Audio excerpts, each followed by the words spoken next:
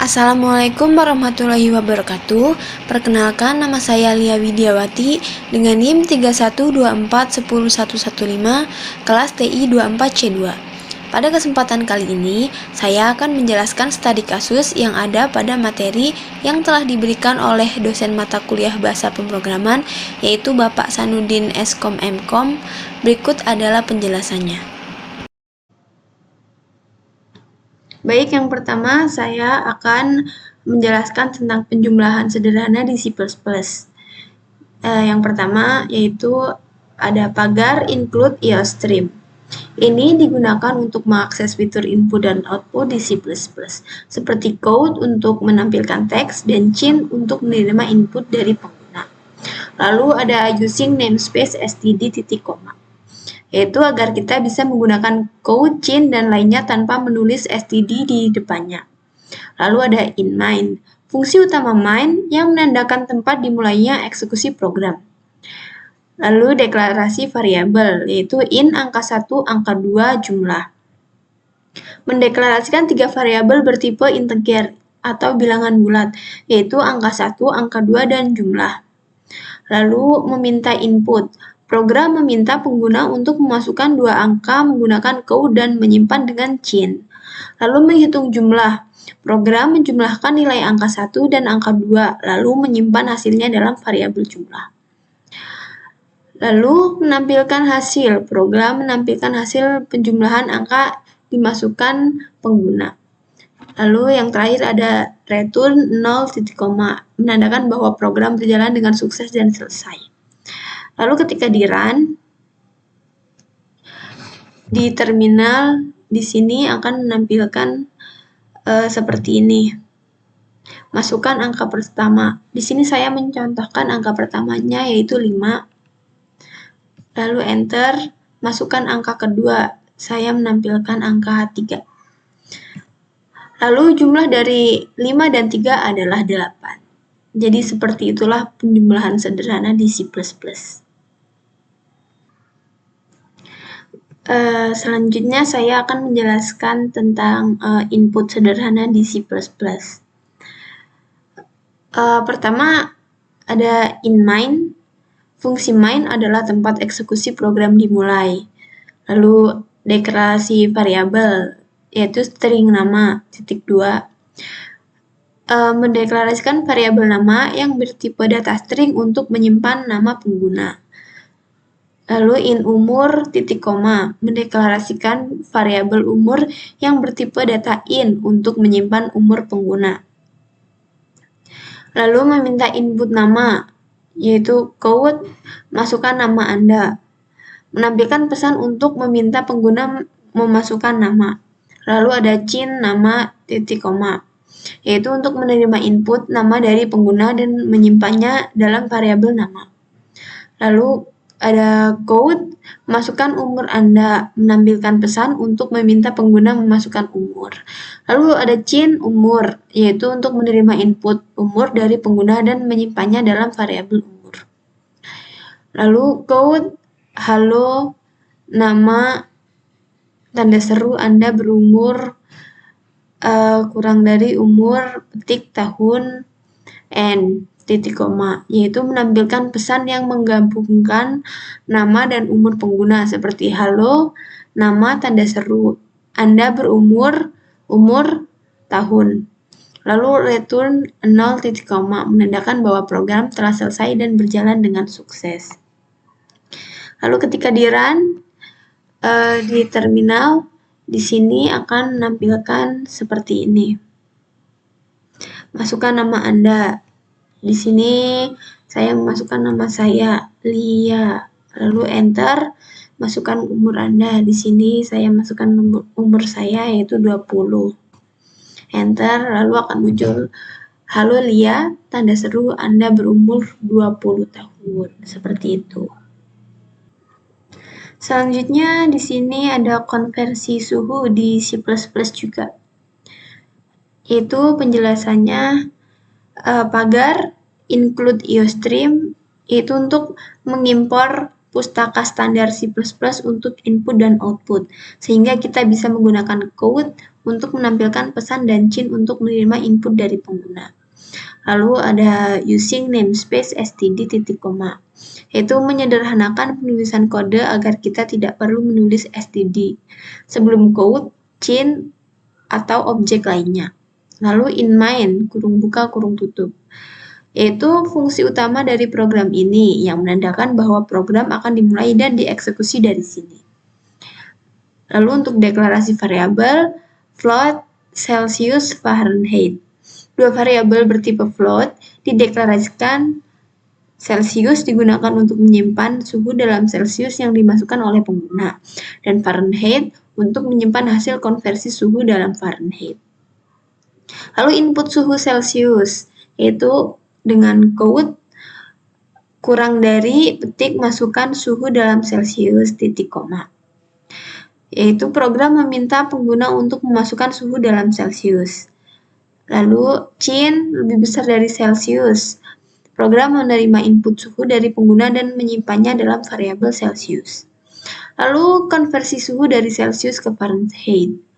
Fahrenheit sama dengan 9.0 per 5.0 dikali Celsius plus 32 titik koma, yaitu untuk menghitung suhu dalam Fahrenheit berdasarkan rumus konversi F sama dengan 9 per 5 kali C plus 32. Di sini 9,0 per 5,0 memastikan pembagian menggunakan angka desimal atau float, bukan bilangan bulat. Lalu akan menampilkan hasil konversi, yaitu code kurang dari suhu dalam Fahrenheit, kurang dari Fahrenheit, kurang dari N, titik koma. Program menampilkan hasil konversi suhu dari Celsius ke Fahrenheit. Lalu yang terakhir return 0, titik koma, menandakan bahwa program selesai dijalankan dengan sukses. Lalu ketika kita run, nah di sini akan menampilkan seperti ini. Masukkan suhu dalam Celsius berapa ya? Di sini saya menampilkan 33. Nah, dalam hitungannya ke dalam suhu Fahrenheit 91,4. Seperti itu. Baik, selanjutnya saya akan membahas tentang percabangan di C++, yaitu pagar include IOStream, yaitu untuk mengimpor pustaka standar C++ untuk input dan output, sehingga kita dapat menggunakan code untuk menampilkan pesan dan chain untuk menerima input dari pengguna. Lalu using namespace std titik koma, yaitu untuk menyederhanakan penulisan kode agar kita tidak perlu menulis std sebelum objek seperti code, chain, atau end. Lalu selanjutnya in main, kurung buka, kurung tutup. Fungsi main adalah titik awal eksekusi program. Program akan dimulai dari sini.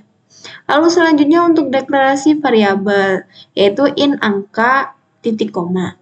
Variabel angka dideklarasikan untuk menyimpan angka yang dimasukkan oleh pengguna. Lalu input angka yaitu code kurang dari petik masukkan angka titik 2, yaitu program meminta pengguna untuk memasukkan sebuah angka. Lalu selanjutnya chain lebih besar angka titik koma, yaitu untuk program menerima input dari pengguna dan menyimpannya dalam variabel angka. Lalu selanjutnya kondisi dengan if, else if, dan else. If kurung buka angka lebih besar dari 0, kurung tutup, yaitu jika nilai angka lebih besar dari 0, maka program akan menampilkan angka positif. Lalu jika else if kurung buka angka lebih kecil dari 0, maksudnya jika nilai angka kurang dari 0, maka program akan menampilkan angka negatif. Lalu selanjutnya else, jika nilai angka adalah 0 atau karena tidak memenuhi kondisi pertama dan kedua, maka program akan menampilkan angka 0. Lalu yang terakhir return 0, titik koma, yaitu menandakan bahwa program selesai dan berakhir dengan sukses. Lalu selanjutnya di sini kita coba running. Nah, Di sini akan menampilkan seperti ini, masukkan angka. Misal di sini saya menampilkan angka 6. Enter. Nah, 6 ini termasuk angka positif. Seperti itu. Nah, jika saya menampilkan mungkin negatif 5, maka akan muncul angka negatif seperti itu. Baik, selanjutnya di sini saya masih akan membahas tentang percabangan, tapi kali ini di bahasa Python. Pertama, nilai sama dengan 90, maksudnya menyimpan angka 90 pada variabel nilai, lalu status sama dengan non, yaitu menetapkan nilai awal, status sebagai non atau kosong. If nilai lebih besar dari sama dengan 80, yaitu mengecek apakah nilai lebih besar atau sama dengan 80. Karena nilai 90 kondisi ini benar, sehingga kode di dalam if dijalankan dan status diubah menjadi lulus. Else, yaitu jika kondisi if salah, misalnya nilai kurang dari 80, maka status akan diubah menjadi gagal, tetapi ini tidak terjadi di sini. Lalu print kurung buka F petik status titik 2 kurung buka status kurung tutup petik. Maksudnya untuk menampilkan hasil dari status yang sekarang bernilai lulus. Lalu selanjutnya nilai sama dengan 90, menyimpan angka 90 pada variabel nilai. Status sama dengan lulus if nilai lebih besar dari sama dengan 80, else gagal. Ini adalah cara singkat untuk menulis if else. Jika kondisi nilai lebih besar dari sama dengan 80, benar, maka status akan menjadi lulus. Jika kondisi nilai lebih besar dari sama dengan 80 salah, maka status akan menjadi gagal. Lalu print f petik status titik 2 kurung buka status kurung tutup petik. Menampilkan hasil dari status yang sekarang juga bernilai lulus. Lalu ketika di running di terminal akan muncul seperti ini. Statusnya lulus. Terima kasih. Baik, selanjutnya saya akan menjelaskan tentang nilai kelulusan di C++, yaitu pagar include IOStream. Direktif ini digunakan untuk mengimpor pustaka atau library standar C++ yang diperlukan untuk input dan output. Dengan pustaka ini, kita dapat menggunakan code untuk menampilkan output dan chain untuk menerima input dari pengguna. Lalu using namespace std titik koma, agar kita tidak perlu menulis std di depan code, chain, dan lainnya. Lalu in main, kurung buka, kurung tutup. Fungsi utama main adalah tempat eksekusi program dimulai. Program akan berjalan dari sini. Lalu deklarasi variabel in nilai titik koma. Program mendeklarasikan variabel nilai bertipe integer untuk menyimpan angka yang dimasukkan oleh pengguna. Lalu input nilai, code lebih kecil petik masukkan nilai titik 2. Program meminta pengguna untuk memasukkan nilai, lalu chain lebih besar dari nilai. Program menerima input dari pengguna dan menyimpannya dalam variabel nilai. Lalu kondisi if else. Di sini, if kurung buka nilai lebih besar dari sama dengan 60, yaitu untuk mengecek apakah nilai yang dimasukkan lebih besar atau sama dengan 60. Jika kondisi ini benar, nilai lebih besar atau sama dengan 60, maka program menampilkan lulus. Lalu sekarang else. Jika kondisi if salah atau nilai kurang dari 60, maka program menampilkan tidak lulus. Selanjutnya yang terakhir, return 0 titik koma, yaitu menandakan bahwa program selesai dengan sukses. Lalu ketika di running akan muncul seperti ini.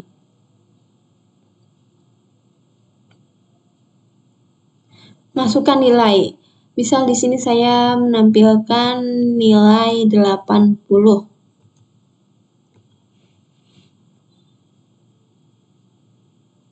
Lalu enter. Maka di sini dinyatakan lulus. Selanjutnya di sini saya akan menjelaskan percabangan switch case. Yang pertama, pagar include IOStream. Ini untuk mengimpor pustaka C++ standar untuk input dan output. Dengan ini kita dapat menggunakan code untuk menampilkan pesan dan chain untuk menerima input dari pengguna. pengguna. Lalu using namespace std, agar kita tidak perlu menulis std di depan setiap penggunaan objek seperti code, chain, dan lainnya. Lalu in main, fungsi main adalah tempat eksekusi program dimulai. Semua kode dalam fungsi main akan dijalankan. Lalu kita masuk pada deklarasi variabel, yaitu in hari. Variabel hari digunakan untuk menyimpan nomor yang dimasukkan pengguna yang mewakili hari dalam seminggu. Lalu untuk menginput nomor hari, yaitu code, lebih kecil, petik masukkan nomor hari, yaitu 1-7. Program meminta pengguna untuk memasukkan nomor hari 1-7. Lalu chain lebih besar hari, yaitu program menerima input dari pengguna dan menyimpannya dalam variabel hari.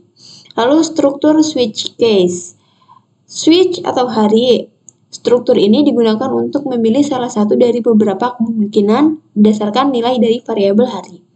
Lalu setiap case mewakili sebuah kondisi yang akan dieksekusi jika nilai hari cocok dengan nilai yang tertera dalam case. Misalnya, jika hari bernilai 1, maka akan menampilkan Senin. Lalu selanjutnya break, digunakan untuk keluar dari struktur switch setelah satu case dijalankan agar program tidak melanjutkan ke case berikutnya. Lalu default, yaitu untuk menangani kasus di mana input tidak sesuai dengan nilai yang valid. Misalnya jika hari bukan angka antara 1 dan 7. Jika pengguna memasukkan nilai yang tidak valid, maka program akan menampilkan input tidak valid. Lalu return 0, menandakan bahwa program telah selesai dijalankan dengan sukses. Seperti itu. Lalu sekarang saya akan mencoba running. Maka akan muncul masukkan nomor hari 1-7. Di sini saya memasukkan angka 1.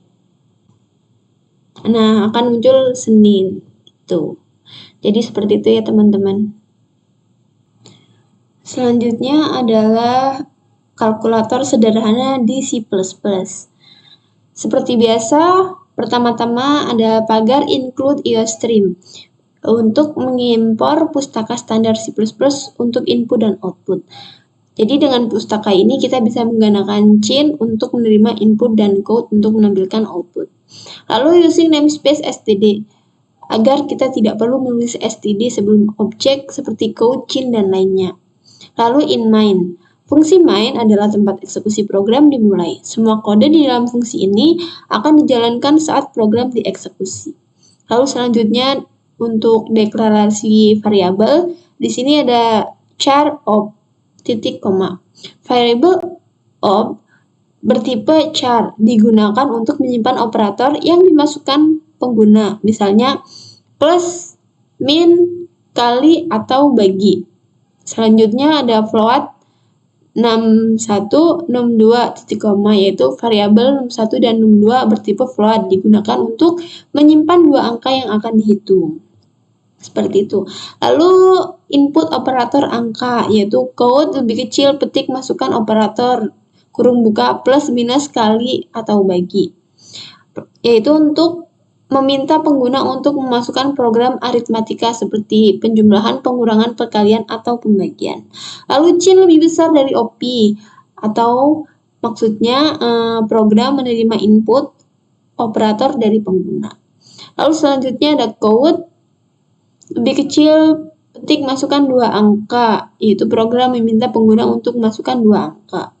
Lalu chain lebih besar, num1 lebih besar dari num2, yaitu program menerima dua angka dan menyimpannya dalam variabel num1 dan num2, seperti itu.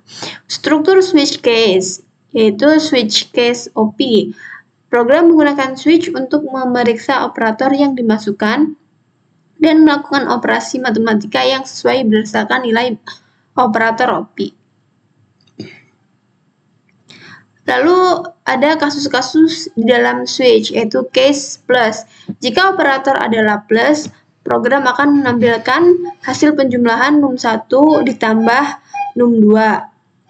Lalu case pengurangan. Jika operator adalah min atau pengurangan, program akan menampilkan hasil pengurangan dari num1 dikurangi num2. Lalu case perkalian. Maka program akan menampilkan hasil perkalian dari num1 dan num2.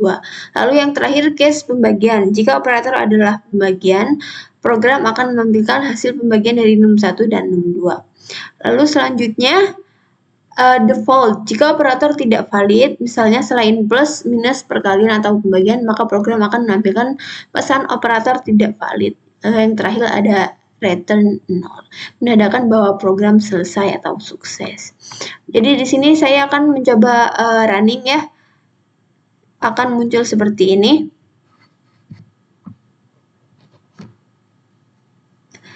Masukkan operator. Di sini saya akan mencoba perkalian. Enter. Masukkan 2 angka, yaitu 4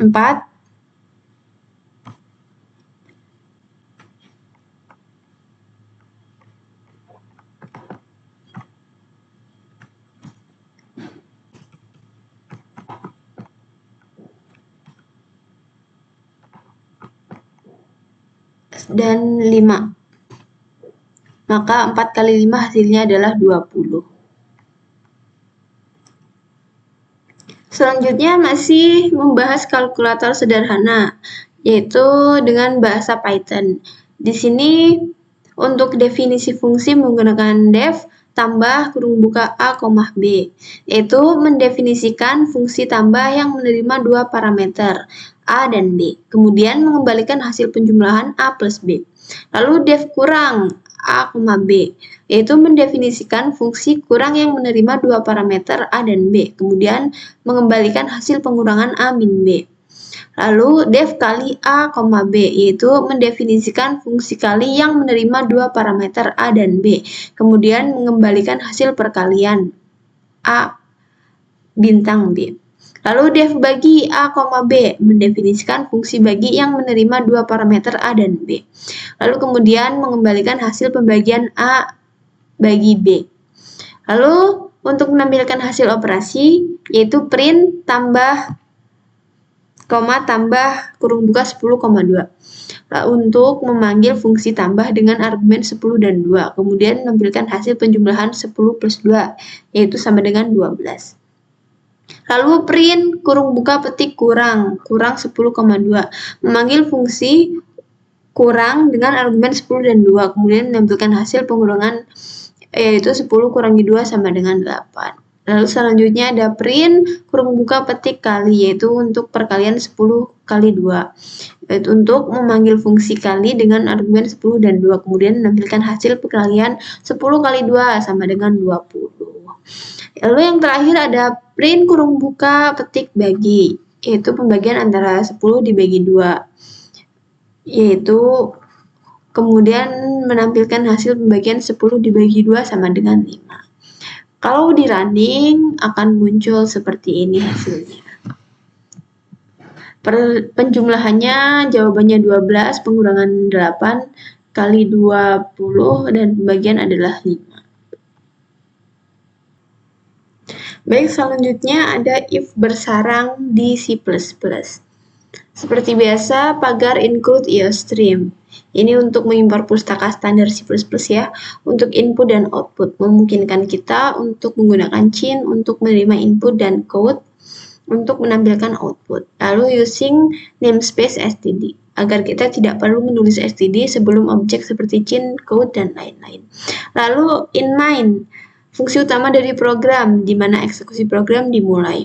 Lalu untuk deklarasi variabel, di sini ada in angka titik koma. Variabel angka bertipe integer untuk menyimpan nilai yang dimasukkan oleh pengguna. Lalu code lebih kecil dari masukkan angka. Program meminta pengguna untuk memasukkan sebuah angka. Cin lebih besar dari angka. Program menerima input dari pengguna dan menyimpannya dalam variabel angka. Lalu pemeriksaan kondisi. If kurung buka angka lebih besar dari 0, program memeriksa apakah angka yang dimasukkan lebih besar dari 0 atau positif. Jika benar, maka program menampilkan pesan angka positif. Kondisi bersarang kurung buka if, kurung buka angka persen 2 sama dengan 0 kurung tutup, yaitu untuk memeriksa apakah angka tersebut genap atau ganjil menggunakan operator modulus atau persen. Jika hasil bagi angka dibagi 2 adalah 0, maka angka tersebut genap. Jika tidak, maka angka tersebut ganjil. Lalu selanjutnya ada else if atau angka kurang dari 0. Jika angka lebih kecil dari 0 negatif, maka menampilkan pesan. Petik angka negatif. Setelah itu memeriksa apakah angka tersebut genap atau ganjil dengan cara yang sama seperti pada angka positif. Lalu else, jika angka yang dimasukkan adalah 0, maka program menampilkan pesan angka 0. Lalu yang terakhir adalah return 0, yaitu menandakan bahwa program telah sukses atau selesai. Jadi ketika di running, seperti ini. Masukkan angka. Di sini saya memasukkan angka 7. Jadi 7 menunjukkan angka positif dan angka ganjil seperti itu. Jadi program ini meminta pengguna untuk memasukkan sebuah angka dan kemudian memeriksa. Jadi apakah angka tersebut positif, negatif, atau 0. Lalu jika angka positif atau negatif, program juga memeriksa apakah angka tersebut genap atau ganjil, seperti itu.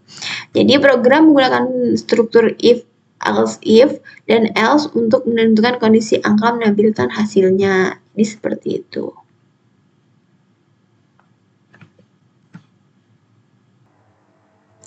Nah, selanjutnya di sini saya akan menjelaskan tentang perulangan di C++.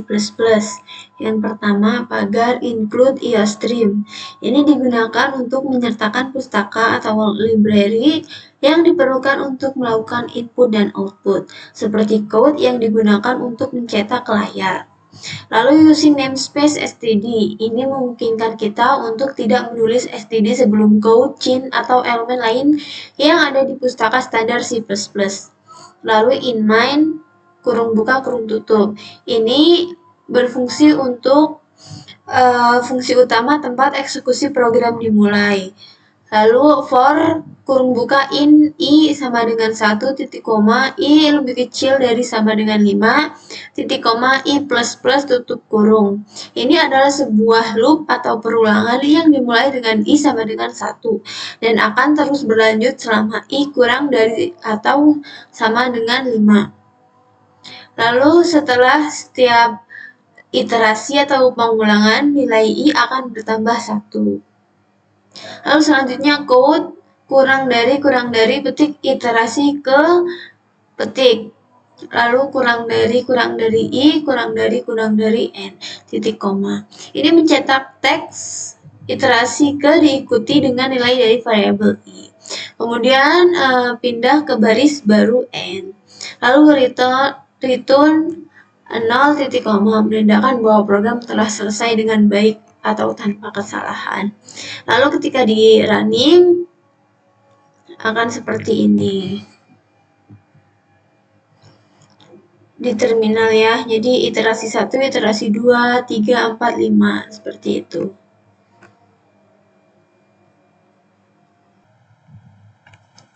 Selanjutnya adalah bilangan ganjil. Yaitu pagar include IOStream, menyertakan pustaka yang dibutuhkan untuk input-output seperti code yang digunakan untuk menampilkan output ke layar. Lalu using namespace std, yaitu menyederhanakan penggunaan elemen dari pustaka standar tanpa menulis std di depan code, chain, dan lain-lain. Lalu in main, yaitu fungsi utama program di mana eksekusi dimulai. Lalu for, kurung buka in, i sama dengan 1 titik koma i kurang dari sama dengan 10 titik koma i plus plus, yaitu sebuah loop yang dimulai dengan nilai i sama dengan 1 dan berlanjut hingga i mencapai 10 dengan i bertambah 1 setiap kali iterasi. Lalu if kurung buka i persen 2 tanda seru sama dengan 0. Kondisi ini memeriksa apakah angka i adalah bilangan ganjil. Jika hasil pembagian i dengan 2 tidak habis, atau i persen 2 tanda seru sama dengan 0 berarti angka tersebut ganjil. Lalu code kurang dari i kurang dari petik titik koma. Jika angka i adalah ganjil, maka angka tersebut akan ditampilkan di layar, diikuti dengan spasi. Lalu return 0 titik koma sama dengan yaitu menandakan bahwa program telah selesai dengan sukses. Lalu ketika di running seperti ini.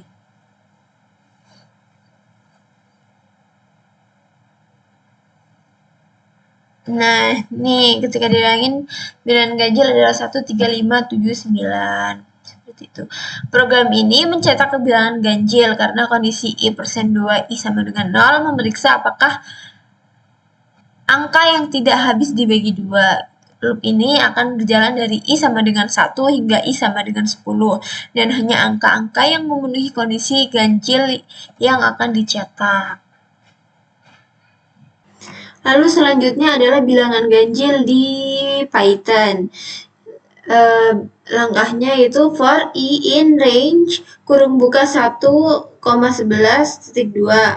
Perulangan dimulai dari I sama dengan 1 hingga I sama dengan 10. Fungsi range kurung buka 1,11 tutup kurung menghasilkan angka dari 1 sampai 10. Jadi 11 tidak termasuk.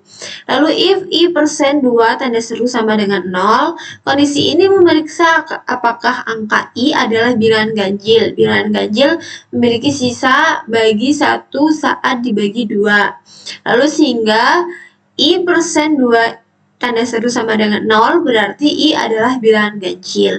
Lalu print kurung buka I, N sama dengan petik. Jika angka I adalah ganjil, maka angka tersebut dicetak. N sama dengan petik digunakan untuk menampilkan spasi setelah angka. Bukannya berpindah ke baris baru. Default behavior adalah N sama dengan petik garis miring N yang berarti baris baru. Seperti itu. Jadi kalau di running sama hasilnya ya, sama yang tadi di C++ itu 13579 seperti itu. Program ini tuh hanya mencetak bilangan ganjil antara 1 sampai 10. Range 1 sama 11 menghasilkan angka dari 1 sampai 10. Lalu bagaimana dengan kondisi I persen 2 tanda seru sama dengan 0, yaitu untuk memastikan bahwa bilangan ganjil yang dicetak. Seperti itu.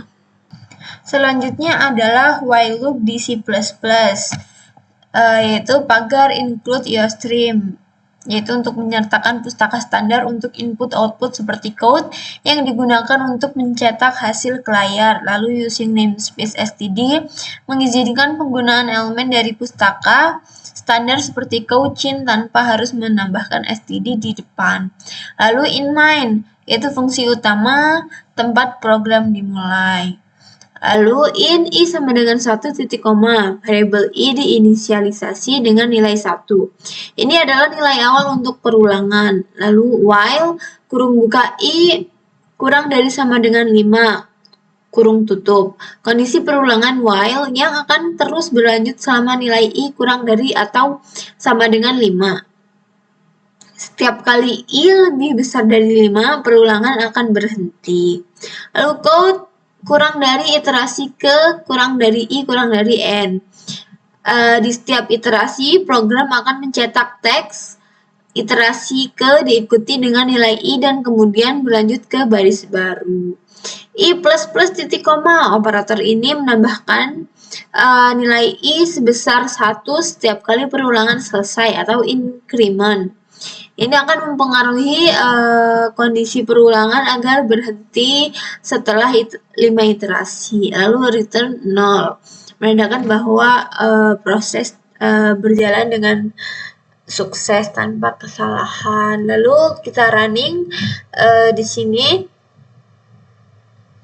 seperti ini, iterasi 1, 2, 3, sampai 5, seperti itu.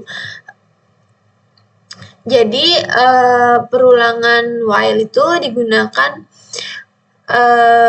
yang berbeda dengan for loop. Pada while, perulangan akan terus berjalan selama kondisi yang diberikan. Dalam hal ini, I kurang dari sama dengan 5 bernilai benar. Setiap kali nilai I bertambah 1 karena I++, kondisi perulangan diperiksa lagi. Ketika I lebih besar dari 5, perulangan akan berhenti.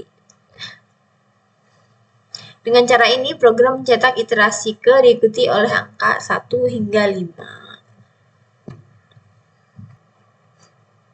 Selanjutnya adalah menghitung faktorial di C++, yaitu include iostream, yaitu untuk menyertakan pustaka standar C++ untuk input dan output, digunakan untuk code dan cin. Lalu using namespace std mengizinkan pengguna elemen pustaka standar seperti code, cin tanpa menambahkan std di depan.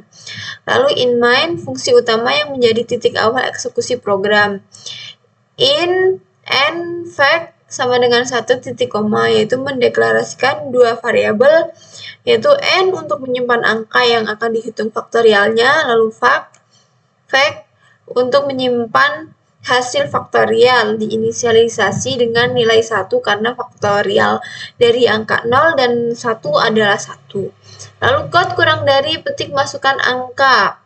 Titik 2 petik titik koma, yaitu untuk mencetak pesan ke layar meminta pengguna untuk memasukkan sebuah angka. Lalu cin lebih besar dari n titik koma, yaitu untuk menerima input dari pengguna dan menyimpan angka yang dimasukkan dalam variabel n. Lalu for kurung buka in i sama dengan 1 titik koma i kurang dari sama dengan n titik koma i plus plus kurung tutup, yaitu perulangan yang dimulai dari i sama dengan 1 hingga i sama dengan n dalam setiap iterasi, yaitu i bertambah 1. Lalu fact bintang sama dengan i titik koma, yaitu setiap kali perulangan berlangsung nilai fact akan dikalikan dengan nilai i. Ini akan menghitung faktorial dari angka n. Lalu code kurang dari faktorial dari kurang dari n kurang dari adalah kurang dari fact kurang dari n titik koma. Setelah perulangan selesai, program mencetak hasil faktorial dari angka yang dimasukkan. Lalu return 0 titik koma. Program selesai dan mengembalikan nilai 0 sebagai tanda bahwa program berhasil dieksekusi tanpa error. Lalu di running akan menampilkan seperti ini, masukkan angka. Di sini saya mencontohkan 3.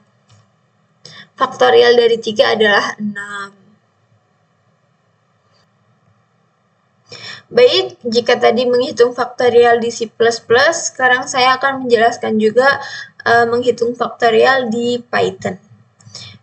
N sama dengan in kurung buka input, kurung buka petik masukkan angka, titik 2 petik kurung tutup.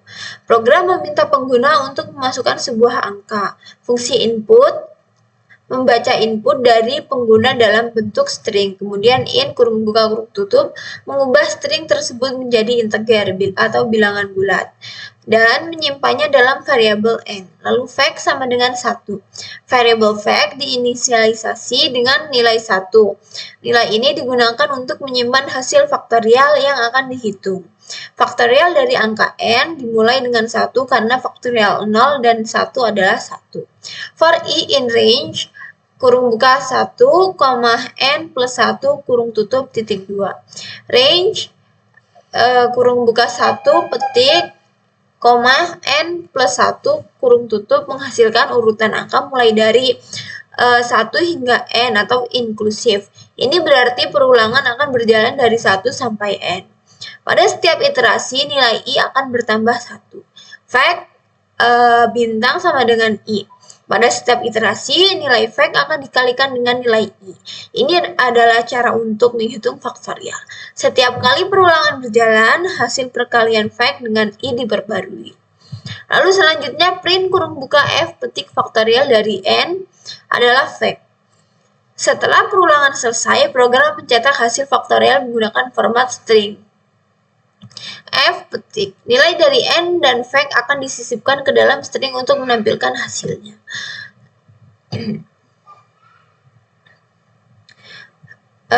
Lalu ketika di running seperti ini, ada perintah untuk memasukkan angka.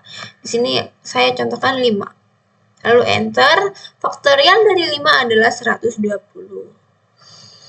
Jadi faktorial dari angka n adalah hasil perkalian semua angka dari 1 hingga n. Misalnya faktorial dari 5 adalah 5 kali 4 kali 3 kali 2 kali 1 sama dengan 120.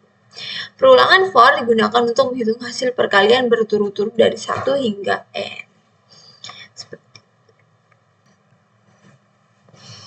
Nah, sekarang menghitung elemen dalam array. Ini di C++ ya. Jadi kita mulai dari in r sama dengan 1, 2, 3, 4, 5. Ini mendeklarasikan sebuah array dengan 5 elemen, yaitu 1, 2, 3, 4, 5. Array ini berisi 5 angka yang akan dihitung jumlahnya. In total sama dengan 0 titik koma, variabel total diinisialisasi dengan nilai 0. Variabel ini akan digunakan untuk menyimpan hasil penjumlahan elemen-elemen dalam array.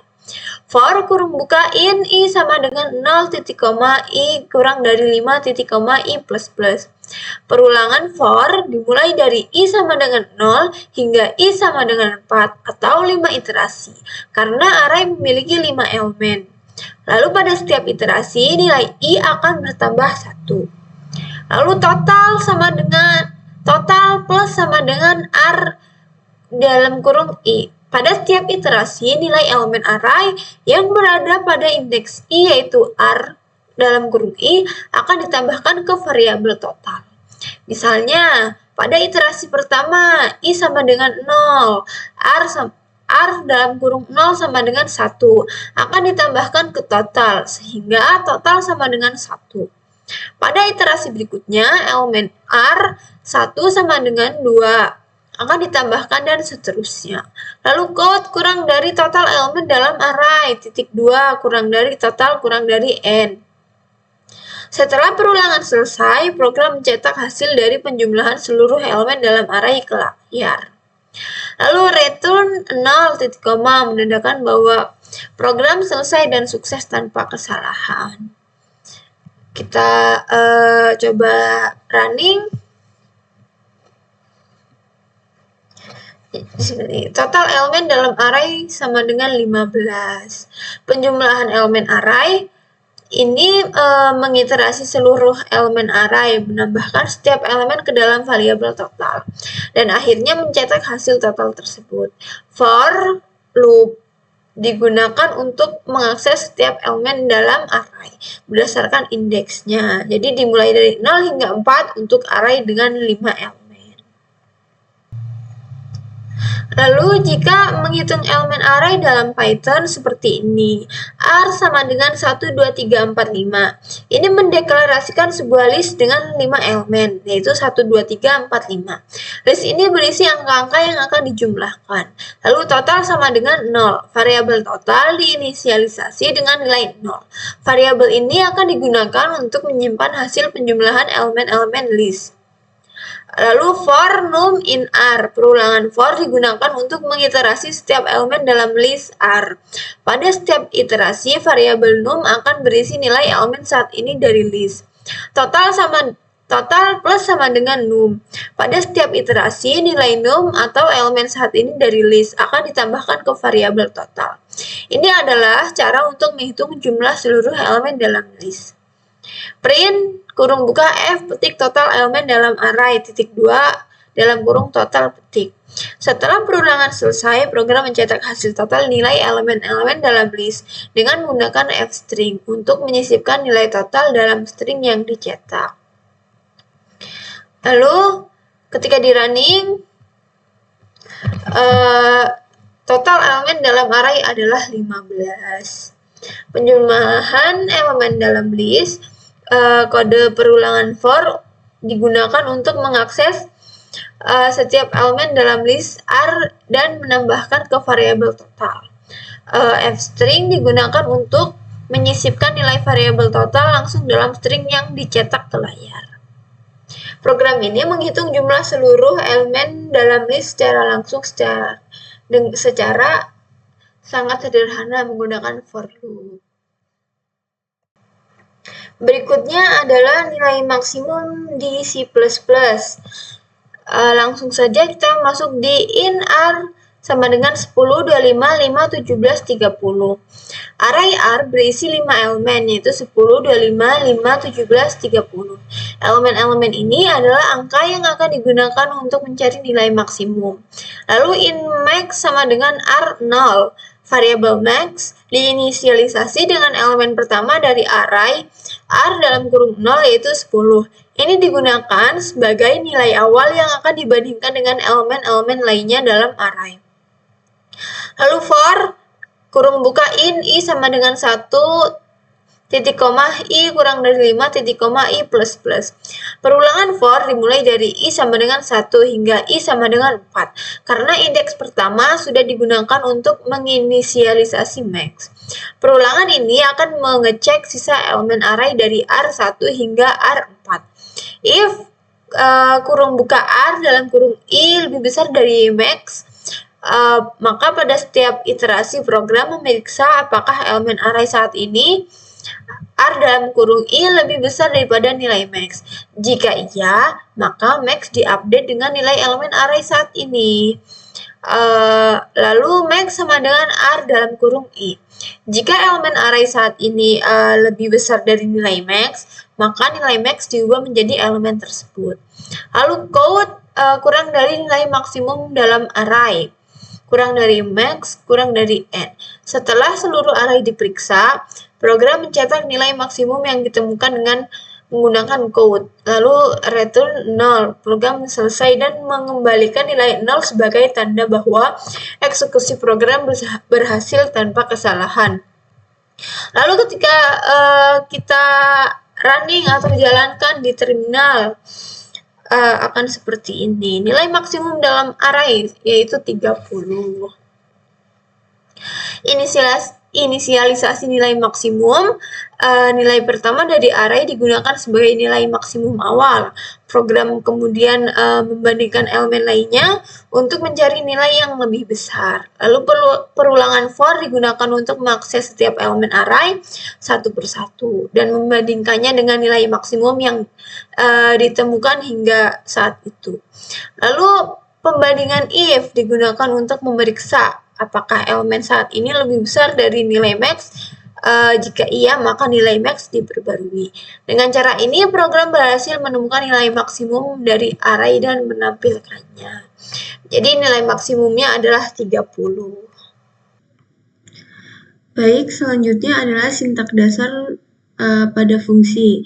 Kali ini di C++, yaitu pagar include IOStream.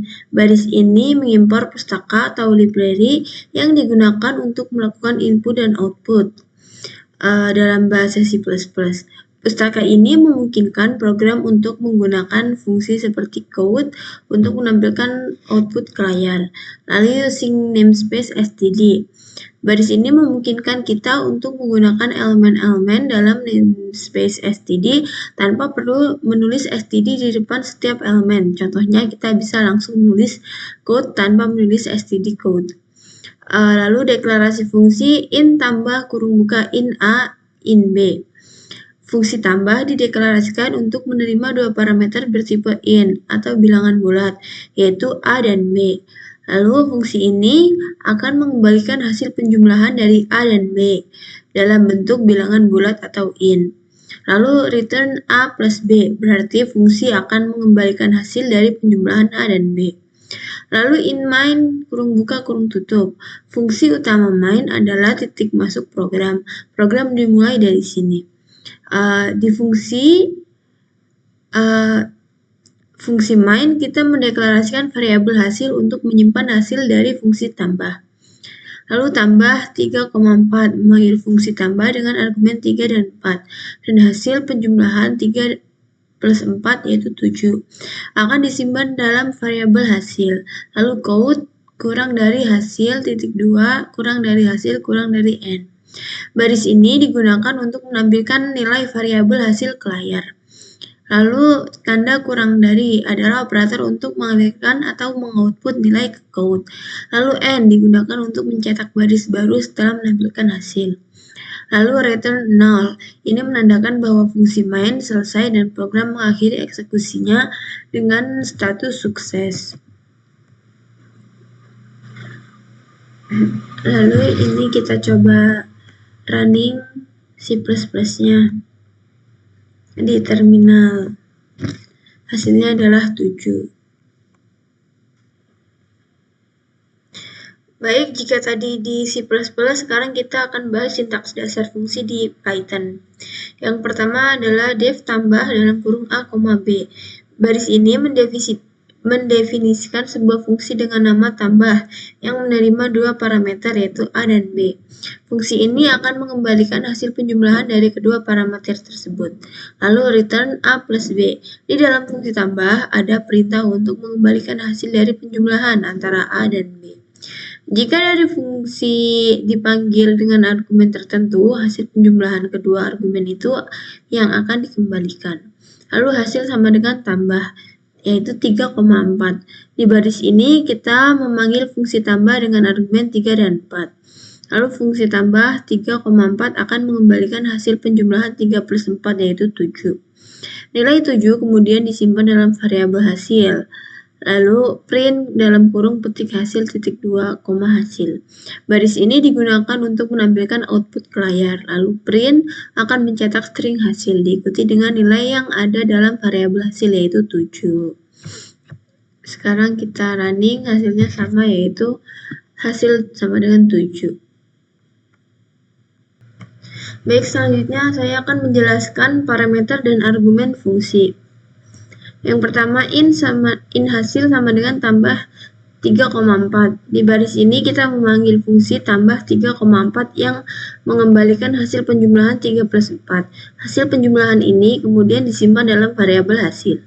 Anda harus menambah tanda titik koma di akhir baris tersebut untuk menandakan akhir dari pernyataan. Lalu code kurang dari hasil, kurang dari hasil, kurang dari n. Setelah itu kita mencetak hasil penjumlahan yang disimpan di dalam variabel hasil. Menggunakan code, output akan muncul di layar. Lalu hasil program dari penjumlahan 3 dan 4 adalah hasilnya 7. Seperti ini.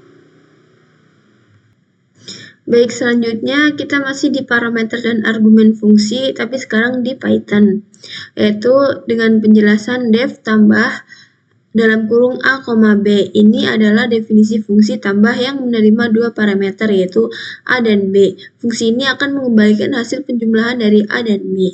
Lalu kata kunci def digunakan untuk mendefinisikan fungsi di Python.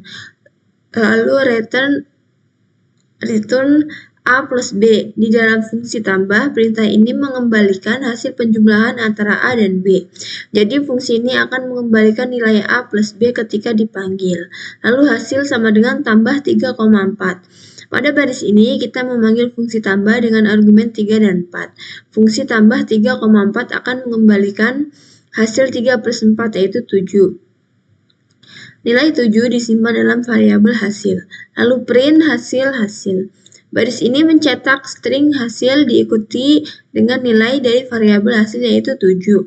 Fungsi print dalam kurung digunakan untuk menampilkan output ke layar. Lalu ketika di running hasilnya sama yaitu 7. Selanjutnya adalah fungsi tanpa return di C++, yaitu pagar include IOStream. Baris ini mengimpor pustaka IOStream yang digunakan untuk melakukan input dan output di C++. Dengan pustaka ini, kita bisa menggunakan code untuk mencetak output ke layar, lalu using namespace std. Baris ini memungkinkan kita untuk menggunakan elemen dalam namespace std tanpa perlu menuliskan std di depan setiap elemen. Contohnya kita bisa langsung menulis code tanpa menulis std.2 code. Lalu void tampilkan pesan. Fungsi tampilkan pesan dideklarasikan tanpa parameter dan tanpa nilai yang dikembalikan. Void berarti fungsi ini tidak mengembalikan nilai. Lalu di dalam fungsi ini ada perintah untuk mencetak string yaitu halo, selamat datang, tanda seru. Ditambahkan ke layar menggunakan code. Lalu ada n digunakan untuk mencetak baris baru setelah pesan. Lalu in main, fungsi utama main adalah titik awal eksekusi program. Dalam fungsi main kita memanggil fungsi tampilkan pesan yang akan menampilkan pesan petik halo, selamat datang, tanda seru ke layar. Lalu return 0 menandakan bahwa program selesai dengan sukses dan mengembalikan nilai 0 ke sistem operasi. Lalu ketika di running akan seperti ini. Halo, selamat datang. Selanjutnya adalah parameter dan argumen fungsi di Python. Di sini def tampilkan pesan. Baris ini mendefinisikan sebuah fungsi dengan nama tampilkan pesan. Fungsi ini tidak menerima parameter. Lalu kunci def digunakan untuk mendefinisikan fungsi di Python. Lalu print dalam kurung petik halo, selamat datang tanda seru. Di dalam fungsi tampilkan pesan, perintah ini mencetak string halo selamat datang ke layar menggunakan fungsi print. Lalu fungsi print digunakan untuk menampilkan output di Python. Lalu tampilkan pesan. Di sini kita memanggil fungsi tampilkan pesan untuk mengakses kode yang ada di dalamnya, yaitu mencetak pesan ke layar. Lalu hasil programnya yaitu sama dengan yang tadi, yaitu halo, selamat datang. Lalu selanjutnya adalah menghitung luas lingkaran. Ini dengan menggunakan bahasa C++, yaitu pagar include IOStream. Baris ini mengimpor pustaka IOStream yang memungkinkan pengguna objek out yang untuk menampilkan output dan chain untuk menampilkan input dari pengguna. Lalu using namespace std. Baris ini memungkinkan kita untuk menggunakan elemen-elemen dari namespace std secara langsung, seperti code dan chain tanpa perlu menulis std di depan mereka. Lalu double hitung luas dalam kurung double R, yaitu ini adalah deklarasi fungsi hitung luas yang menerima satu parameter bertipe double atau jari-jari lingkaran dan mengembalikan hasil perhitungan luas lingkaran. Lalu rumus luas lingkaran yaitu Pi kali R kali R atau Pi R kuadrat ya. Di sini Pi diaproksimasi dengan angka 3,14. Lalu in main, fungsi utama main adalah tempat eksekusi program dimulai. Di dalam fungsi ini, pertama kita mendeklarasikan variabel jari-jari bertipe double untuk menyimpan nilai jari-jari lingkaran. Lalu kemudian program meminta input dari pengguna melalui code dan membaca input menggunakan chain jari-jari. Lalu code kurang dari luas lingkaran, titik 2 petik kurang dari hitung luas dalam kurung jari-jari kurang dari n. Setelah menerima input, program menghitung luas lingkaran dengan memanggil fungsi hitung luas dalam kurung jari-jari dan menampilkan hasil menggunakan code. Lalu fungsi n digunakan untuk mencetak baris baru setelah output. Lalu return 0 mengindikasikan bahwa program selesai dengan sukses. Cara kerja program yaitu program meminta pengguna untuk memasukkan nilai jari-jari lingkaran. Program kemudian menghitung luas lingkaran menggunakan rumus Pi R kuadrat atau Pi kali R kali R dengan Pi-nya 3,14 dan nanti akan menampilkan hasilnya. Seperti ini, masukkan jari-jari lingkaran. Di sini saya memasukkan 5. Lalu enter, lalu luas lingkarannya yaitu 78,5. Selanjutnya adalah menghitung luas lingkaran di Python, yaitu def hitung underscore luas dalam kurung R. Ini adalah deklarasi fungsi hitung underscore luas yang menerima satu parameter yaitu R jari-jari lingkaran. Fungsi ini mengembalikan hasil perhitungan luas lingkaran dengan rumus Pi kali R kali R, di mana Pi adalah 3,14. Lalu return 3,14 kali R kali R. Fungsi hitung underscore luas akan mengembalikan hasil perhitungan luas lingkaran berdasarkan nilai R yang diberikan. Lalu rumus yang digunakan adalah 3 kali 14 kali R kali R. Lalu jari underscore jari sama dengan float kurung buka input, kurung buka masukkan jari-jari lingkaran, kurung tutup. Program meminta pengguna untuk memasukkan nilai jari-jari lingkaran menggunakan fungsi input. Lalu input yang diterima adalah string, sehingga kita mengonversikan ke tipe float agar bisa digunakan dalam perhitungan matematika. Lalu print kurung buka luas lingkaran, titik 2, hitung underscore luas dalam kurung jari-jari. Setelah mendapatkan nilai jari-jari, fungsi hitung luas, jari-jari dipanggil untuk menghitung luas lingkaran. Lalu hasil perhitungan kemudian dicetak menggunakan print. Lalu cara kerja program yaitu meminta input jari-jari lingkaran dari pengguna. Kemudian program menghitung luas lingkaran dengan menggunakan rumus Pi kali R kali R. Ketika di running yaitu seperti ini. Masukkan jari-jari lingkaran. Di sini saya masih sama, masukkan 5. Lalu enter. Luas lingkaran adalah 78,5. Baik, selanjutnya adalah fungsi rekursif faktorial di C++, yaitu pagar include IOStream. Baris ini mengimpor pustaka IOStream yang digunakan untuk input dan output di C++. Dengan pustaka ini, kita bisa menggunakan code untuk menampilkan hasil ke layar. Lalu using namespace std. Baris ini memungkinkan kita untuk menggunakan elemen-elemen dari namespace std tanpa perlu menambahkan std di depan mereka, seperti code. Lalu fungsi faktorial dalam kurung int, yaitu fungsi faktorial didefinisikan untuk menghitung nilai faktorial dari sebuah bilangan bulat n. Basis rekursi, jika n kurang dari sama dengan 1, maka faktorialnya adalah 1. Ini adalah kondisi dasar atau basis dalam rekursi.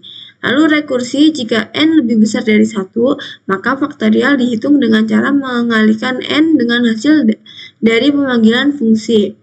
Faktorial dalam kurung n-1 ini adalah langkah rekursif yang terus berulang hingga mencapai kondisi dasar, yaitu n kurang dari sama dengan 1. Lalu in main, fungsi utama main adalah titik awal eksekusi program. Di dalam main, kita memanggil fungsi faktorial 5 untuk menghitung faktorial dari 5. Hasilnya kemudian dicetak menggunakan code. Code kurang dari faktorial dari 5 adalah titik 2 kurang dari faktorial dalam kurung 5 kurang dari n. Baris ini menampilkan teks faktorial dari 5 adalah diikuti dengan hasil dari pemanggilan fungsi faktorial 5. Hasilnya adalah 120 karena 5 faktorial sama dengan 5 kali 4 kali 3 kali 2 kali 1, yaitu 120. Lalu n digunakan untuk mencetak baris baru setelah output. Lalu return menandakan bahwa fungsi main selesai dan program berakhir dengan sukses. Lalu kita running, hasilnya yaitu 120. Faktorial dari 5 adalah 120. Selanjutnya adalah fungsi rekursif faktorial di Python, yaitu def faktorial dalam kurung n. Fungsi faktorial didefinisikan dengan parameter n, yang merupakan angka yang akan dihitung faktorialnya. Lalu fungsi ini menggunakan rekursif untuk menghitung faktorial dari n. If n kurang dari sama dengan 1. Ini adalah kondisi dasar atau basis dari rekursi. Jika n kurang dari atau sama dengan 1, maka faktorialnya adalah 1. Pada titik ini, rekursi berhenti. Return 1, jika n kurang dari atau sama dengan 1, maka fungsi akan mengembalikan 1 karena faktorial 1 dan 0 adalah 1. Lalu else return n faktorial n-1. Jika n lebih besar dari 1, maka fungsi akan mengembalikan hasil dari n kali faktorial dalam kurung n-1. Fungsi faktorial akan dipanggil lagi dengan parameter n-1, dan proses ini akan berulang atau rekursi sampai mencapai kondisi dasar. Lalu print dalam kurung faktorial dari 5 adalah faktorial 5. Pada baris ini kita memanggil fungsi faktorial 5 untuk menghitung faktorial dari 5. Hasilnya kemudian dicetak menggunakan print. Ketika di running yaitu sama dengan yang tadi, yaitu faktorial dari 5 adalah 120. Selanjutnya adalah default parameter di Python, yaitu def salam dalam kurung nama sama dengan petik karan. Fungsi salam didefinisikan dengan satu parameter nama yang memiliki nilai default karan. Artinya, jika saat pemanggilan fungsi salam dalam kurung tidak diberikan argumen, maka nama akan otomatis diisi dengan nilai default karan. Lalu print dalam kurung f petik halo, dalam kurung nama tanda seru selamat datang. Baris ini akan mencetak pesan sapaan yang menyertakan nama yang diterima oleh fungsi. F petik halo, dalam kurung nama tanda seru adalah format string atau f-string yang memungkinkan untuk menyisipkan nilai variabel nama langsung di dalam string. Pemanggilan fungsi, pemanggilan tanpa argumen dalam kurung salam. Saat fungsi salam dipanggil tanpa memberikan argumen, maka parameter nama akan menggunakan nilai default yaitu Karan. Hasilnya akan ditampilkan halo Karan, selamat datang. Lalu pemanggilan dengan argumen salam Andi. Saat fungsi salam dalam kurung Andi dipanggil, argumen Andi akan diteruskan ke parameter nama menggunakan nilai default Karan. Seperti itu. Lalu di sini kalau saya running, hasilnya adalah seperti ini. Halo Karan, tanda seru selamat datang, dan halo Andi selamat datang. Selanjutnya adalah menentukan bilangan prima di Python, yaitu def check underscore prima dalam kurung n. Fungsi check underscore prima dalam kurung n digunakan untuk memeriksa apakah bilangan n adalah bilangan prima atau bukan. Lalu if n kurang dari sama dengan 1, sebuah bilangan prima harus lebih besar dari 1. Jadi jika n kurang dari sama dengan 1, fungsi akan mengembalikan false yang menandakan bahwa n bukan bilangan prima.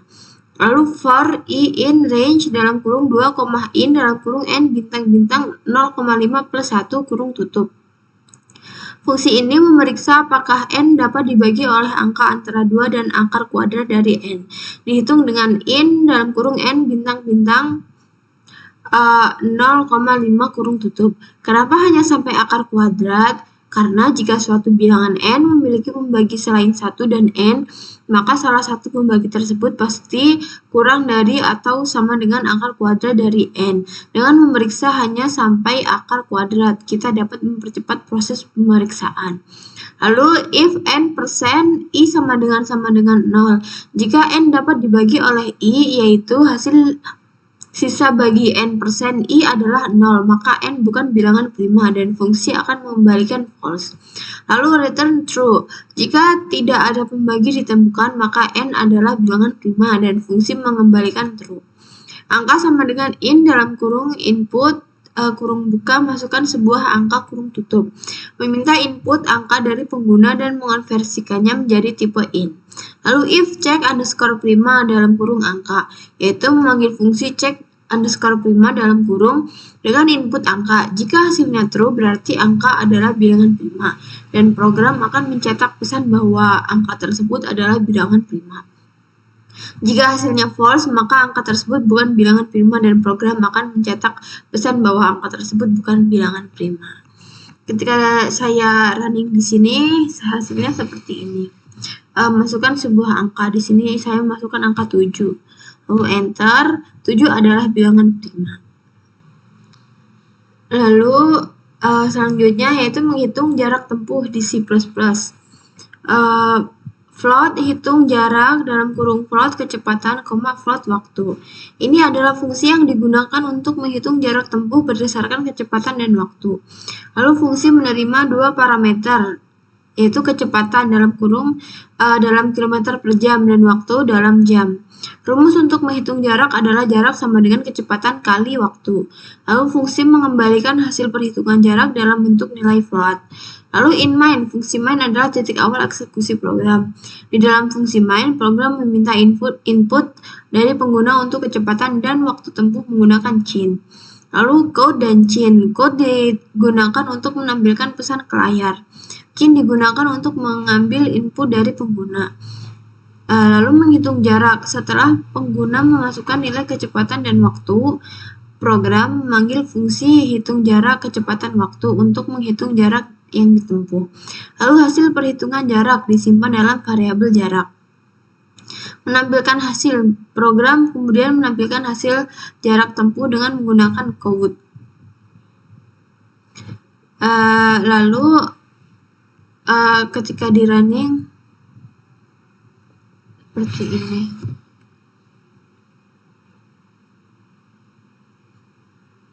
Masukkan kecepatan kilometer per jam. Bisa 7 km per jam. Enter, masukkan waktu tempuh 4 jam. Enter. Jarak tempuhnya adalah 28 km. Baik, selanjutnya adalah menghitung jarak tempuh di Python.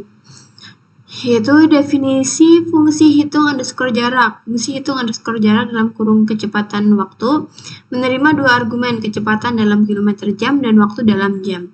Fungsi ini mengembalikan hasil perkalian antara kecepatan dan waktu, yang merupakan jarak tempuh dalam kilometer. Lalu input dari pengguna. Program meminta input dari pengguna untuk kecepatan, yaitu dalam kilometer per jam dan waktu dalam jam menggunakan input. Lalu fungsi float digunakan untuk mengonversi input pengguna menjadi angka desimal. Menghitung jarak. Program memanggil fungsi hitung underscore jarak dalam kurung kecepatan waktu dengan nilai inputan dan menyimpan hasilnya dalam variabel jarak. Lalu menampilkan hasil. Program menampilkan hasil perhitungan jarak dengan format f-string yang memungkinkan penyisipan variabel jarak langsung ke dalam string. Lalu kita running. Program ini menggunakan rumus dasar menghitung jarak, yaitu jarak sama dengan kecepatan kali waktu. Program akan bekerja dengan baik untuk menghitung jarak dalam satuan kilometer jika input kecepatan dalam kilometer per jam dan waktu dalam jam. Ini kita masukkan kecepatan lagi dalam kilometer per jam. Kecepatannya adalah 8. Waktu yang ditempuh adalah 5 jam. Misalnya ya. Jarak tempuhnya adalah 40,0 km. Baik, selanjutnya adalah array di C++. Pada baris in R dalam kurung 5 sama dengan dalam kurung 10, 20, 30, 40, dan 50 mendeklarasikan sebuah array R dengan 5 elemen bertipe in. Nilai-nilai dalam array tersebut diinisialisasi sebagai berikut. R dalam kurung 0 berisi 10, R1 berisi 20, R2 berisi 30, R3 berisi 40, dan R4 berisi 50. Lalu R5 berarti array dengan 5 elemen indeks array dimulai dari 0 hingga 4. Lalu perulangan for dalam kurung in I sama dengan 0, titik koma I kurang dari 5, titik koma I plus plus, kurung buka quote kurang dari elemen ke, kurang dari I, kurang dari petik, kurang dari R tutup kurung. Perulangan for digunakan untuk mengakses dan menampilkan setiap elemen dalam array. In I sama dengan 0, menginisialisasi variabel I dengan nilai awal 0. I kurang dari 5 adalah kondisi yang menentukan perulangan akan berhenti setelah I mencapai 5, yang berarti perulangan ini akan berjalan sebanyak 5 kali dari 0 hingga 4. Lalu I++ adalah langkah yang menambah nilai I setiap iterasi. Dari 0 menjadi 1, kemudian 2, dan seterusnya. Pada setiap iterasi, program mencetak nilai elemen array pada indeks ke I dengan R. Pada setiap iterasi perulangan, program akan mencetak elemen array berikutnya bersama dengan indeksnya. Lalu quote kurang dari elemen ke, kurang dari I, kurang dari petik, titik 2, petik, kurang dari R dalam kurung I kurang dari N akan menampilkan indeks array dan nilai elemen yang bersesuaian. Lalu return 0 mengakhiri fungsi main dan mengembalikan nilai 0 yang menandakan bahwa program selesai dieksekusi dengan sukses. Lalu ketika di running seperti ini. Elemen ke-0 10, elemen ke-1 20, dan seterusnya sampai elemen ke-4 yaitu 50. Selanjutnya adalah fungsi tanpa return void, yaitu R5 mendeklarasikan sebuah array dengan 5 elemen bertipe integer. Ukuran array tetap 5 elemen, meskipun hanya sebagian elemen yang digunakan dalam program ini. N yaitu variabel untuk menyimpan jumlah elemen yang telah dimasukkan ke dalam array, dimulai dengan 0 yang berarti array saat ini kosong. Lalu elemen dimasukkan ke dalam array menggunakan operator N++. N++ adalah operator post increment yang artinya elemen pertama 10 dimasukkan ke R0, kemudian nilai N ditambah 1. Lalu elemen kedua yaitu 20 dimasukkan ke R1, dan seterusnya untuk ke elemen ketiga yaitu 30. Setelah 3 elemen dimasukkan, N menjadi 3 menandakan ada 3 elemen yang telah dimasukkan dalam array. Lalu perulangan for digunakan untuk menampilkan elemen yang ada dalam array. I dimulai dari 0 dan akan berjalan hingga I kurang dari n yaitu 3. Ini memastikan hanya elemen yang telah dimasukkan, 3 elemen yang ditampilkan. Di dalam perulangan, elemen array R dalam kurung I dicetak satu per satu. Terakhir, return 0. Program mengembalikan nilai 0 untuk menunjukkan bahwa eksekusi program telah selesai. Ketika di running hasilnya seperti ini.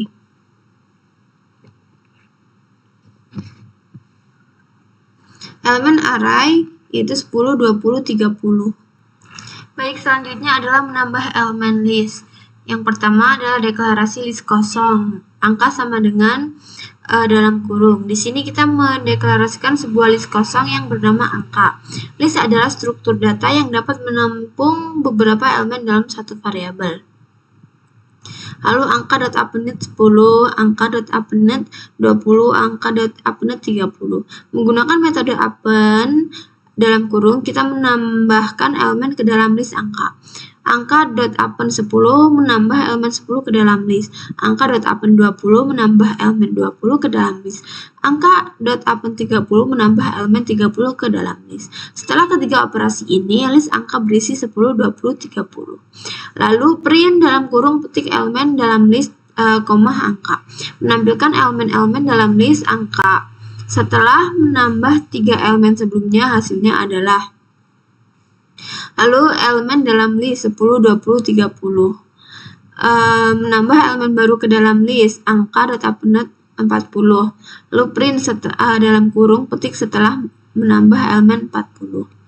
Lalu menggunakan lagi metode append, kita menambah elemen 40 ke dalam list. Setelah menambah elemen baru, list angka menjadi 10, 20, 30, 40. Program kemudian mencetak list yang telah diperbarui.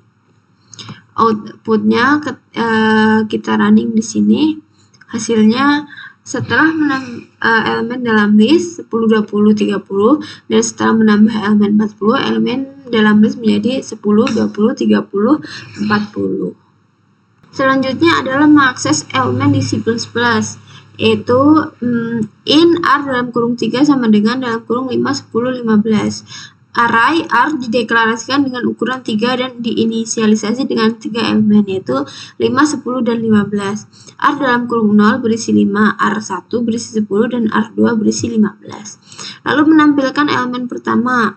Code kurang dari petik elemen pertama, petik kurang dari R dalam kurung 0 kurang dari N. Program menampilkan nilai dari elemen pertama array R yaitu R dalam kurung 0. R dalam kurung 0 berisi 5 sehingga output yang dihasilkan adalah elemen pertama 5. Akhir program yaitu return 0 digunakan untuk mengakhiri fungsi main dan menandakan bahwa program berhasil dieksekusi dengan sukses. Program ini mendeklarasikan sebuah array dengan 3 elemen dan mencetak elemen pertama dari array tersebut.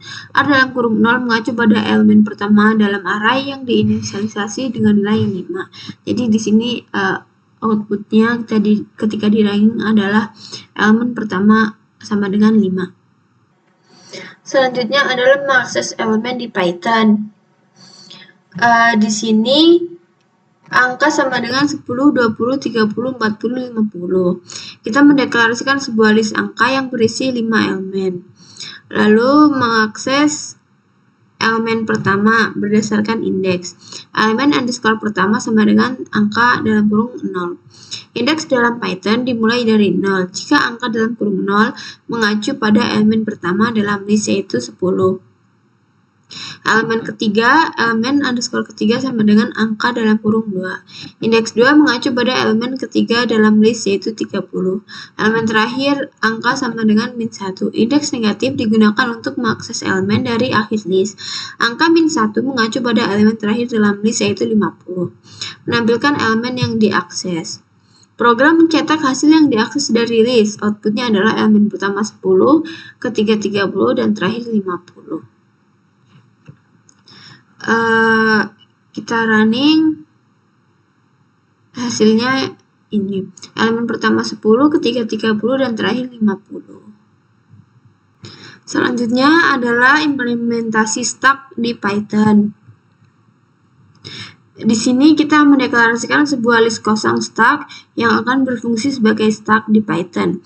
List dapat berfungsi sebagai stack karena bisa menggunakan metode append dalam kurung untuk menambah elemen pada pop dalam kurung untuk menghapus elemen. Lalu stack.append 1 menambahkan elemen 1 ke stack. Stack.append 2 menambah elemen 2 ke stack. Stack.append 3 menambah elemen 3 ke stack. Setelah ketiga operasi ini, stack berisi 1, 2, 3 dengan elemen 3 berada di posisi teratas. Lalu stack dalam kurung min1 mengakses elemen teratas dari stack, yang dalam hal ini adalah 3. Lalu stack.pop dalam kurung menghapus elemen teratas dari stack. Setelah operasi ini, elemen 3 akan dihapus sehingga elemen teratas berikutnya adalah 2. Lalu setelah operasi pop, elemen teratas yang tersisa adalah 2. Outputnya adalah elemen teratas 3 dan setelah pop elemen teratas 2. Selanjutnya adalah implementasi Q C++. Q kurang dari in lebih dari mendeklarasikan sebuah Q yang bertipe in. Q ini akan menampung elemen-elemen bertipe integer. Lalu menambah elemen ke Q. Key.push 10 menambah elemen 10 ke dalam Q. Key.push 20 menambah elemen 20 ke dalam Q. Key.push 30 menambah elemen 30 ke dalam Q. Setelah operasi ini, Q berisi 10 depan, 20, 30 belakang. Lalu key.front kurung buka kurung tutup mengakses elemen yang berada di depan Q. Pada saat ini elemen depan adalah 10. Lalu q.pop menghapus elemen depan dari Q. Setelah operasi ini elemen 10 dihapus dan elemen depan berikutnya adalah 20. Lalu menampilkan elemen depan setelah pop. Setelah operasi pop, elemen depan yang tersisa adalah 20. Dan ketika di running, beginilah hasilnya.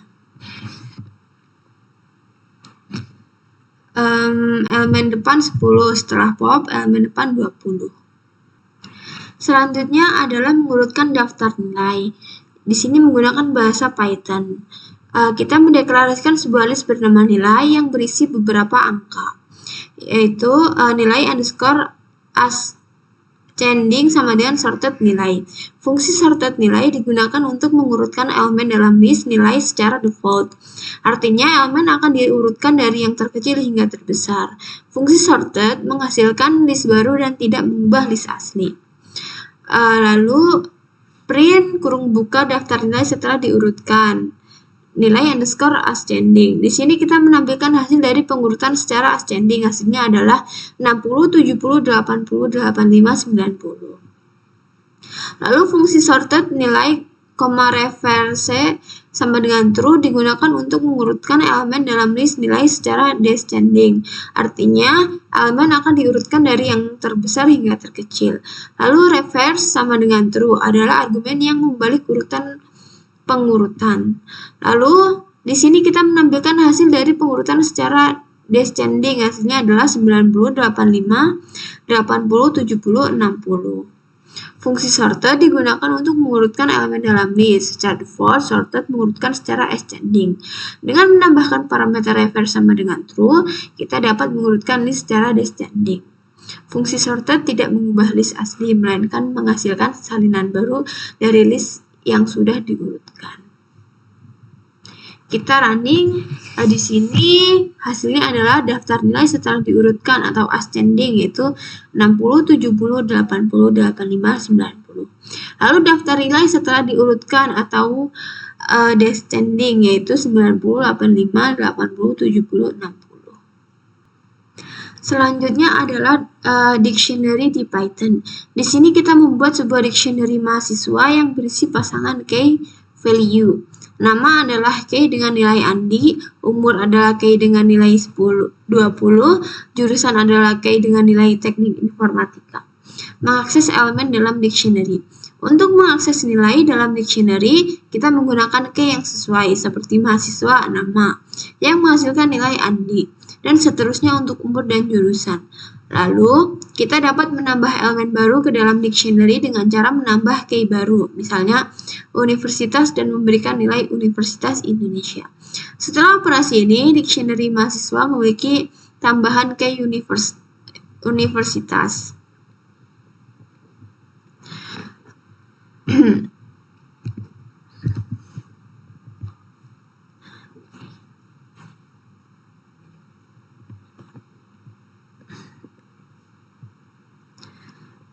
Lalu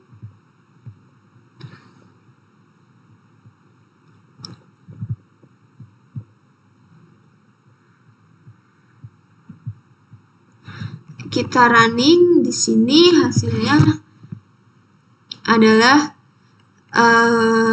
seperti ini. Nama Andi, umur 20, jurusan Teknik Informatika. Setelah menambah elemen baru, yaitu nama Andi, umur 20, jurusan Teknik Informatika, Universitas Indonesia. Setelah mengubah umur, nama Andi, umur 21, jurusan Teknik Informatika, Universitas Indonesia. Setelah menghapus jurusan, nama Andi, umur 21, Universitas Indonesia. Selanjutnya adalah kelas dan objek di Python, yaitu kelas mahasiswa titik 2, mendefinisikan sebuah kelas bernama mahasiswa. Kelas ini seperti template atau blueprint untuk membuat objek-objek mahasiswa. Lalu def underscore init underscore dalam kurung save, nama, umur adalah metode khusus yang digunakan untuk menginisialisasi objek saat dibuat. Self adalah parameter yang merujuk ke objek yang sedang dibuat. Lalu save.nama sama dengan nama dan save.umur sama dengan umur. Menyimpan nilai yang diberikan pada saat objek mahasiswa dibuat, misalnya Andi dan 20, ke dalam atribut nama dan umur pada objek tersebut. Lalu metode perkenalan, def perkenalan dalam kurung self, adalah metode biasa yang berfungsi untuk memperkenalkan objek dengan mencetak pesan yang berisi nama dan umur. Print dalam kurung f petik halo nama saya. Lalu self.nama umur saya, self.umur tahun.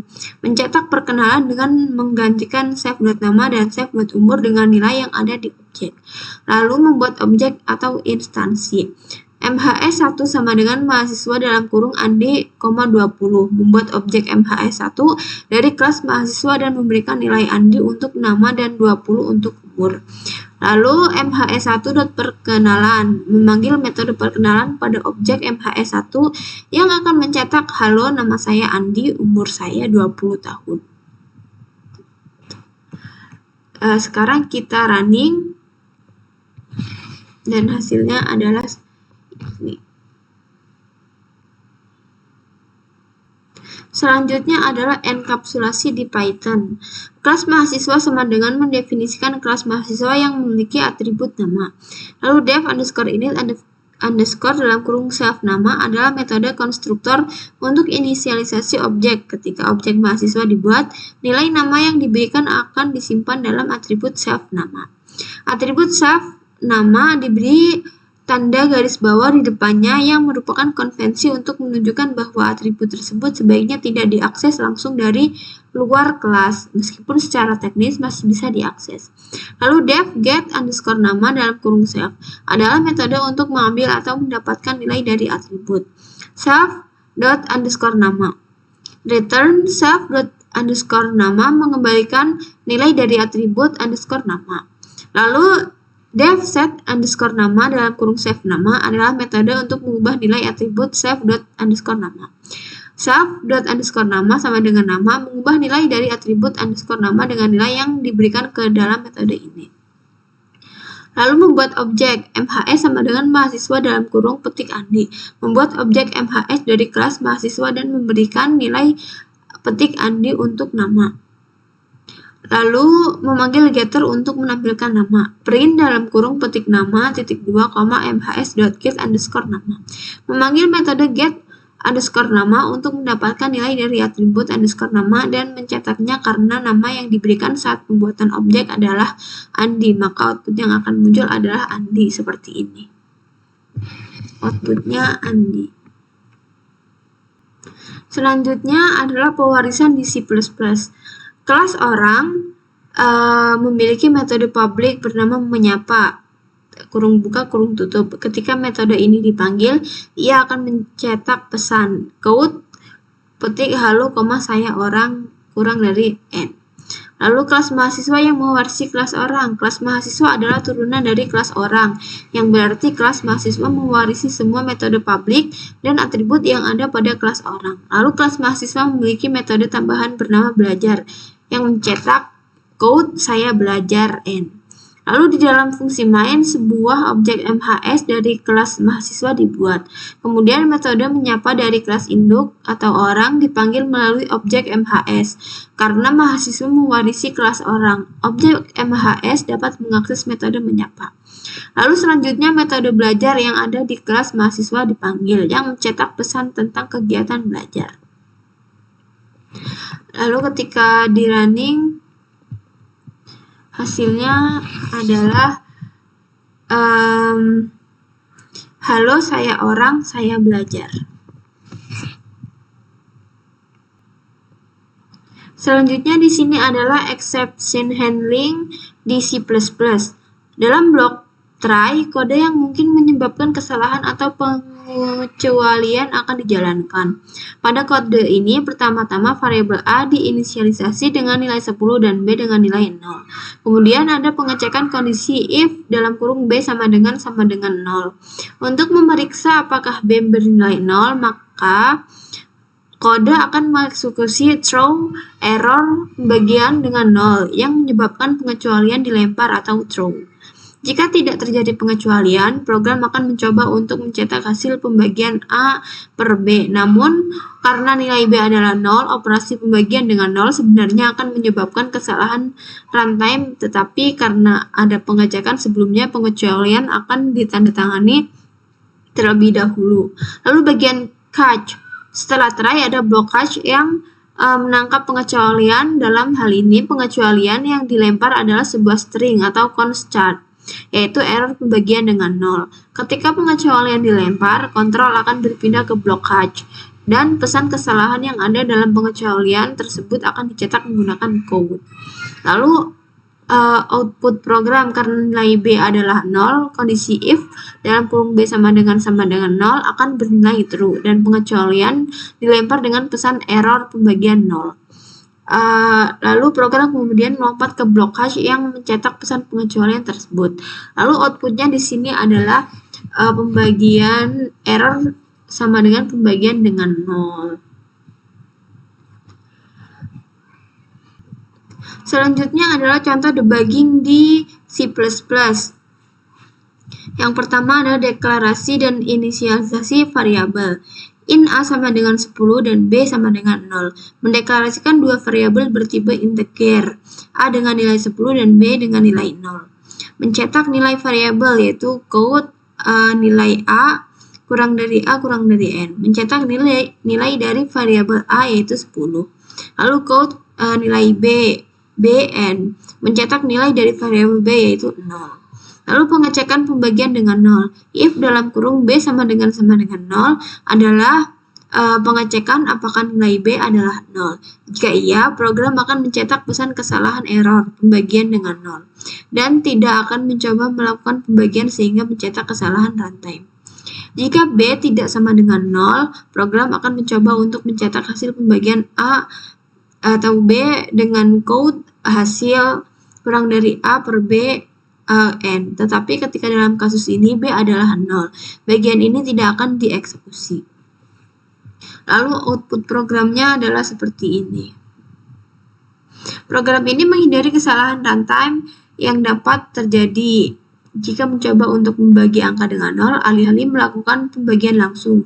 Program memeriksa kondisi B sama dengan 0 terlebih dahulu dan memberikan pesan kesalahan yang sesuai. Teknik ini adalah cara manual untuk menangani masalah pembagian dengan 0 tanpa menggunakan mekanisme pengecualian try. Dan sangat berguna ketika ingin mengontrol alur program secara eksplisit. Jadi di sini nilai A adalah 10 dan nilai B adalah 0. Error sama dengan pembagian dengan 0. Lalu selanjutnya adalah debugging di Python, yaitu kode untuk menangani kasus pembagian dengan nol. Berikut adalah penjelasannya. Deklarasi dan inisialisasi variabel. A sama dengan 10, mendeklarasikan variabel A dengan nilai 10. B sama dengan 0, mendeklarasikan variabel B dengan nilai 0. Lalu mencetak variabel print dalam kurung petik nilai A titik 2 petik koma A. Mencetak nilai dari variabel A yang adalah 10. Lalu print dalam kurung petik nilai B sama dengan koma B. Mencetak nilai dari variabel B yang adalah 0. Lalu pengecekan pembagian 0. If B sama dengan 0 adalah kondisi untuk memeriksa apakah nilai B sama dengan 0. Jika B adalah 0, maka program akan mencetak pesan kesalahan print error pembagian dengan 0 dan tidak mencoba melakukan pembagian. Jika B tidak sama dengan 0, maka program akan mencoba melakukan pembagian dengan print hasil A per B. Namun karena dalam contoh ini B adalah 0, pembagian tidak akan dilakukan. Output program seperti ini. Karena nilai B adalah 0, pembagian akan mencetak pesan error pembagian dengan 0 untuk memberitahu pengguna bahwa pembagian tidak dapat dilakukan. Jadi nilai A sama dengan 10, nilai B sama dengan 0, error sama dengan pembagian dengan 0. Sama-sama yang tadi yang di C++. Jadi ini adalah cara efektif untuk menangani situasi pembagian dengan 0 dan dalam pemrogramannya. Mencegah program crash atau menghasilkan hasil yang tidak diinginkan. Seperti itu. Mungkin sekian dari penjelasan start dari bahasa C++ dan Python. Jika ada kesalahan, saya mohon maaf sebesar-besarnya. Terima kasih. Wassalamualaikum warahmatullahi wabarakatuh.